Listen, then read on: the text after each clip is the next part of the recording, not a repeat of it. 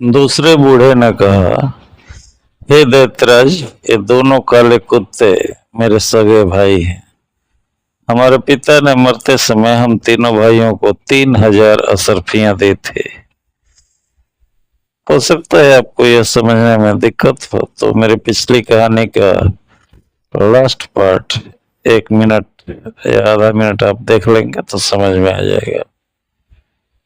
उसमें हमने बातें की थी कि किस्सा दूसरे बूढ़े का जिसके पास 2 काले कुत्ते थे। हम लोग उन मुद्राओं से व्यापार चलाने लगे। मेरे बड़े भाई को विदेशों में जाकर व्यापार करने की इच्छा हुई, सो उसने अपना सारा माल बेच डाला और जो वस्तुएं विदेशों में महंगी बिकती थी उन्हें खरीद करके व्यापार को चल दिया। इसके लगभग 1 वर्ष बाद मेरी दुकान पर एक भिखमंगा आकर बोला, भगवान तुम्हारा भला करे। मैंने उस पर ध्यान दिए बगैर जवाब दिया, भगवान तुम्हारा भी भला करे। उसने कहा कि क्या तुमने मुझे पहचाना नहीं? मैंने उसे ध्यानपूर्वक देखा और फिर उससे गले लगाकर फुट फुट कर रोया। मैंने कहा, भैया, मैं तुम्हें ऐसी दशा में कैसे पहचानता? फिर मैंने उसके प्रदेश के व्यापार का हाल पूछा तो उसने कहा कि मुझे इस हाल में भी देखकर क्या पूछ रहे हैं। फिर मेरे जोर देने पर उसने वे सारी विपदाएं बताई जो उस पर पड़ी थी और बोला कि मैंने संक्षेप में ही तुम्हें सब बताया है, इससे अधिक विस्तार से बताऊंगा तो मेरा भी दुख बढ़ेगा और तुम्हारा भी। उसकी बातें सुनकर मैं अपने सभी काम भूल गया। मैंने उसने स्नान कराया और अच्छे वस्त्र मंगाकर उससे पहनाए। फिर मैंने अपना हिसाब देखा तो मालूम हुआ कि मेरे पास 6,000 रुपये हैं। मैंने 3,000 रुपये अपने भाई को देकर कहा कि तुम पिछली हानि भूल जाओ और इस 3,000 से नए सिरे से व्यापार करो। उसने रुपयों को सहर्ष ले लिया और नए सिरे से व्यापार करने लगा और हम लोग सब पहले की तरह रहने लगे। कुछ दिनों बाद मेरे छोटे भाई की इच्छा हुई कि विदेश जाकर व्यापार करे। मैंने उसे बहुत मना किया, लेकिन उसने मेरी बात न मानी और अपना सारा माल बेच बाच करके वस्तुएं खरीद ली जो विदेशों में महंगी मिलती हैं। फिर उसने मुझसे विदा ली और एक कारवां के साथ जो विदेश जा रहा था रवाना हो गया। 1 वर्ष के बाद मेरे बड़े भाई की तरह वह भी अपनी सारी पूंजी गंवा करके फकीर बन करके मेरे पास वापस आया। मैंने बड़े भाई की तरह छोटे भाई की भी सहायता की और उस वर्ष जो 3,000 रुपये मुझे व्यापार में लाभ के रूप में मिले थे उसे दे दिए। वो भी नगर में एक दुकान लेकर पहले की तरह व्यापार करने लगा और सब कुछ पहले की तरह ही ठीक ठाक चलने लगा। कुछ समय बीता था कि मेरे दोनों भाइयों ने मुझसे कहा, हम सभी लोग विदेश जाकर व्यापार करें। पहले मैंने इनकार किया और कहा कि तुम लोगों को ही विदेशी व्यापार से क्या लाभ हुआ है जो मुझे भी इस बार चलने के लिए कह रहे हो। तो दोनों मेरे साथ बहस करने लगे और कहने लगे, कौन जाने इस बार तुम्हारे भाग्य और तुम्हारी बुद्धि से हम दोनों की तकदीर जाग जाए और हमारे सारे सपने पूरे हो जाए। मैंने फिर इनकार किया, लेकिन ये मेरे पीछे पड़े रहे। यहाँ तक कि इसी बहस में 5 वर्ष बीत गए और इस अवधि में उन्होंने मेरी जान खा डाली। तंग आ करके मैंने उसकी बात मान ली। मैंने व्यापार के लिए आवश्यक वस्तुएं मोल ली। उसी से मुझे ज्ञात हुआ कि मेरे भाइयों ने मेरा दिया हुआ धन खर्च कर डाला है और उनके पास कुछ नहीं बचा।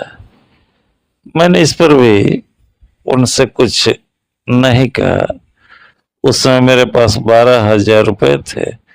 उसमें से आधा धन मैंने इन दोनों को दे दिया और कहा कि भाइयों, बुद्धिमानी और दूरदर्शिता इसी में है कि हम अपना आधा धन व्यापार में लगाएं और आधा अपने घर में छोड़ जाएं। अगर तुम दोनों की तरह इस बार भी हम सबको व्यापार में घाटा हो जाए तो उस समय घर में रखा हुआ धन काम आएगा और हम लोग उसे व्यापार में लगा करके काम चलाएंगे। चुनाचे मैंने उन्हें 3-3 हजार रुपए दिए और इतनी ही राशि अपने लिए रखी और बाकी 3,000 रुपए अपने घर में गहरा गड्ढा खोद कर उसमें दबा दिया। फिर हमने व्यापार की वस्तुएं खरीदी और जहाज पर सवार होकर एक अन्य देश को निकल गए। 1 महीने बाद हम कुशलतापूर्वक एक नगर में पहुंचे। व्यापार आरंभ किया गया। हमें व्यापार में बहुत लाभ हुआ। फिर हमने उस देश की बहुत सी अच्छी वस्तुएं अपने देश में बेचने के मंतव्य से मोल ली। जब हम उस स्थान पर लेन देन कर चुके और जहाज पर वापस आने के लिए तैयार हुए तो एक अत्यंत सुंदर स्त्री फटे पुराने कपड़े पहनकर मेरे सामने आई। उसने जमीन पर गिरकर मुझे सलाम किया, मेरा हाथ चूमा और मुझसे निवेदन किया कि मेरे साथ विवाह कर लो। मैंने इस बात को उचित न समझा और इनकार कर दिया, लेकिन वह गिड़गिड़ाती और मिन्नतें करती रही। अंत में मुझे उसकी निर्धनता पर दया आ गई और मैंने उसकी प्रार्थना स्वीकार करके उसके साथ विधिवत विवाह कर लिया और उसे अपने साथ जहाज पर चढ़ा लिया। मैंने रास्ते में देखा कि वह केवल सुंदरी ही नहीं थी, अत्यंत बुद्धिमती भी है। इस कारण मैं उससे बहुत प्रेम करने लगा। किंतु मेरे इस सौभाग्य को देखकर मेरे दोनों भाई जल मरे और मेरी जान के दुश्मन हो गए। उनका विद्वेष यहाँ तक बढ़ गया। एक रात जब हम दोनों सो रहे थे, उन्होंने हमें समुद्र में फेंक दिया। मेरी पत्नी में जैसे कोई अलौकिक शक्ति थी। जब ही हम दोनों समुद्र में गिरे, वो मुझे एक द्वीप पर ले गई। जब प्रभात हुआ तो उसने मुझे बताया कि मेरे कारण ही तुम्हारी जान बची है। मैं वास्तव में परी हूं। जब तुम जहाज पर चढ़ने के लिए तैयार हो रहे थे तो मैं तुम्हारे यौवन और सौंदर्य को देखकर तुम पर मोहित हो गई थी और तुम्हारे साथ बड़े सूत्र में बंधना चाहते थे। मैं तुम्हारी सहृदयता की परीक्षा भी लेना चाहती थी, इसलिए मैं फटे पुराने कपड़े पहनकर भिखारिनियों की तरह तुम्हारे सामने आई। मुझे इस बात की भी प्रसन्नता हुई कि तुमने मेरी इच्छा पूरी की। तुमने मेरे साथ जो उपकार किया है उससे मैं ऋणी होना चाहती हूँ, किंतु मैं तुम्हारे भाइयों पर अत्यंत कुपित हूँ और उन्हें जीतता हुआ न छोड़ूंगी। उसकी बातें सुनकर मुझे घोर आश्चर्य हुआ। मैंने उसका बड़ा एहसान माना और अत्यंत दीनता पूर्वक कहा, तुम मेरे भाइयों को जान से मत मारो। यद्यपि उन्होंने मुझे बड़ा कष्ट पहुंचाया, तथापि मैं यह नहीं चाहता कि उन्हें ऐसा कठोर दंड दिया जाए। मैं जितना ही अपने भाइयों की सिफारिश करता था उतना ही परी का क्रोध उन पर बढ़ता जाता था। वो कहने लगे कि मैं यहाँ से उड़कर जाऊंगी और उन दुष्टों समेत उनके जहाज को डुबो दूंगी। मैंने फिर उसकी खुशामद की और उसे परमेश्वर की सौगंध देकर कहा कि तुम उन्हें इतना कड़ा दंड न देना। सज्जनों का काम यही है कि वे बुराई के बदले भलाई करें। तुम अपने क्रोध को ठंडा करो और यदि तुम उन्हें दंड ही देना चाहो तो मृत्यु दंड के अतिरिक्त जो दंड चाहो दे दो।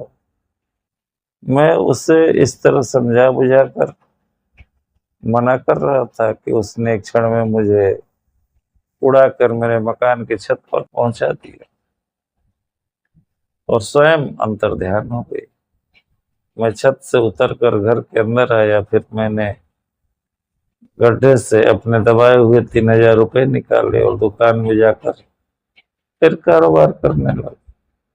जब मैं दुकान से घर को वापस आया तो मुझे देखकर आश्चर्य हुआ कि मकान के अंदर 2 काले कुत्ते मौजूद हैं। मुझे देखकर वे दुम हिलाते हुए मेरे पास आए और मेरे पांवों पर सर रखकर लौटने लगे। उसी समय वह परी मेरे घर में आई और वो उससे बोली, इन कुत्तों को देखकर घबराना नहीं है, तो तुम्हारे दोनों भाई हैं। यह सुनकर मेरा तो खून ही सूख गया। मैंने दुखी होकर परी से पूछा कि ये कुत्ते कैसे बन गए। उसने कहा, मेरी एक बहन है जिसने मेरे कहने पर तुम्हारे जहाज को माल असबाब समेत डुबो दिया और तुम्हारे भाइयों को 10 वर्ष के लिए कुत्ता बना दिया। यह कहकर परी अंतर्ध्यान हो गई। जब 10 वर्ष व्यतीत हो गए तो मैं अपने भाइयों को साथ लेकर इधर आ निकला और इस व्यापारी तथा हिरनी वाले वृद्ध को देखकर यहाँ रुक गया। यही मेरी कहानी है। दैतराज, आपको यह कहानी अद्भुत लगी है नहीं?